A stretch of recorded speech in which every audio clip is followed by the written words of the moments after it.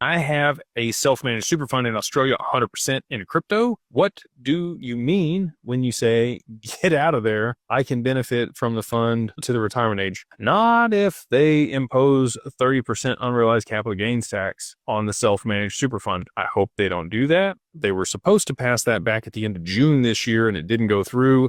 Now they've kicked the can a little bit, but unrealized capital gains tax is stupid. But governments around the world are talking about it and potentially implementing it. So what does that mean? Well, if you had XRP in your self-managed super fund and it goes to crazy high prices, let's say you bought it at 50 cents. We'll just do $1 to make it easy. You bought it at $1. You got a million XRP at $1.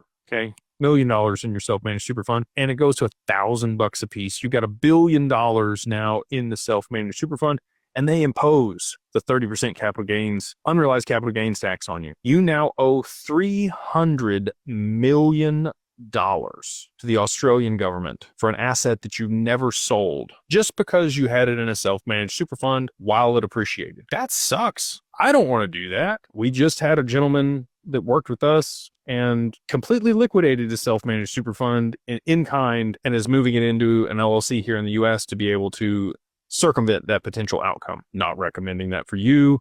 This gentleman also had US citizenship, so a little bit different scenario. But a family trust there in Australia is going to have tax implications up front. But if you pay those taxes up front while the asset's low in value and it goes into the trust while it's low in value, then it can accumulate value and grow there, and you get the benefit of it being inside the trust while that's going on. Or you can get the heck offshore there in Australia. You can go to Dubai. We have a great partnership with people that are setting people up there in Dubai from Australia. We have other people that help you get set up in the British Virgin Islands, getting your stuff offshore, out of your name, out of your taxable estate, away from the Australian government's ability to take it from you. So you do